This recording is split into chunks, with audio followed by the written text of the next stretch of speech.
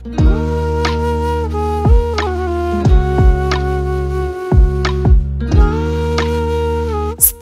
অনুপ্রেরণায় শুরু হয়েছিল বিসিএসের প্রস্তুতি, আর সেই প্রেরণাই তাকে পৌঁছে দিয়েছে অনন্য উচ্চতায়।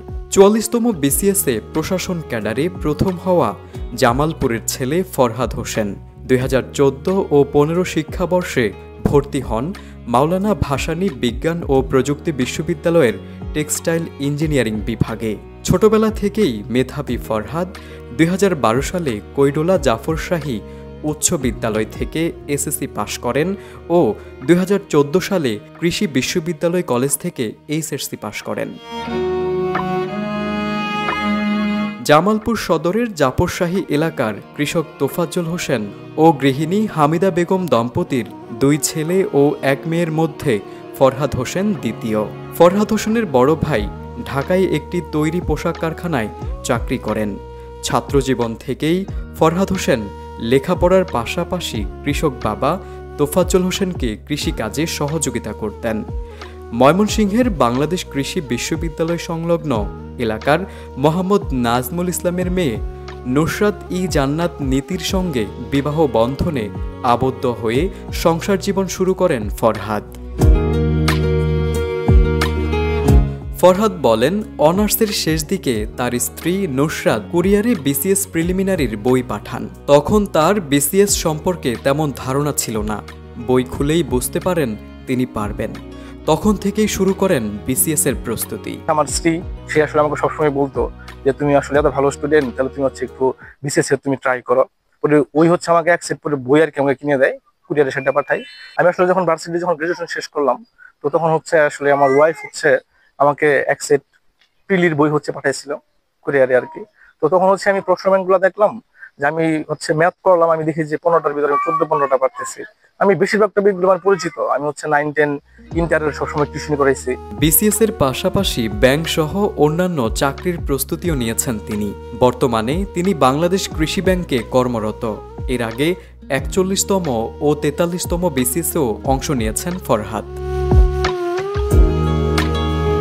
তিনি বিশ্বাস করেন, শুধু বিসিএস এর পেছনে না ছুটে বিকল্প পথও খোলা রাখা উচিত।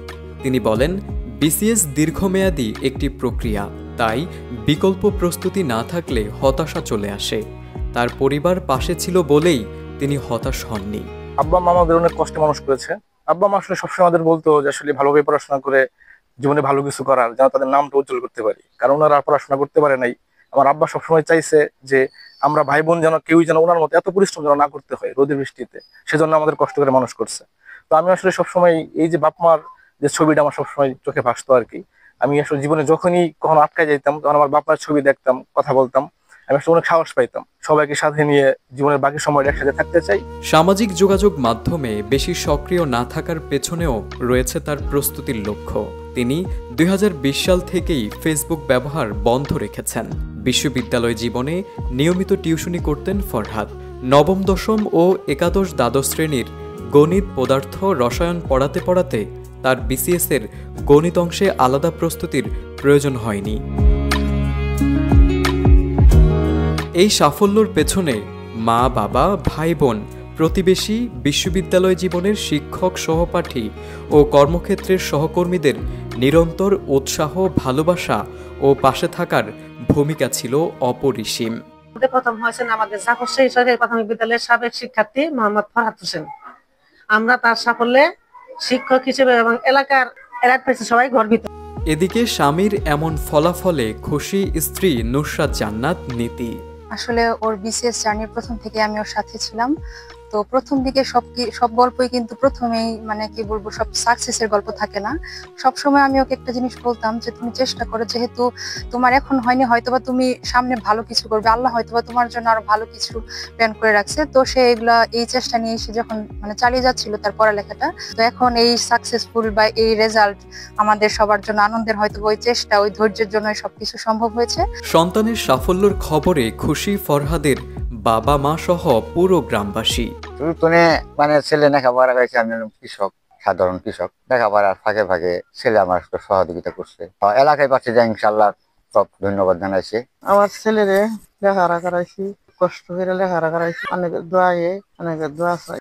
এই ফরহাদ হোসেন আমাদের গ্রামেরই সন্তান, আমরা গ্রামের অধিবাসী। আমরা সেই গ্রামের পক্ষ থেকে ফরহাদ হোসেনের এই সাফল্যে গর্বিত। আমাদের এলাকারই ভাই, ছোট ভাই আমাদের, তারা জানলে মনে হয় যে আমরা খুব খুশি। কৃষক পরিবারের সন্তান ফরহাদের এই সাফল্য প্রমাণ করে স্বপ্ন, সাধনা আর সঠিক সময়ে সঠিক সিদ্ধান্তই একজন মানুষকে পৌঁছে দিতে পারে কাঙ্ক্ষিত গন্তব্যে। তারেক আজিজ, এটিএন বাংলা।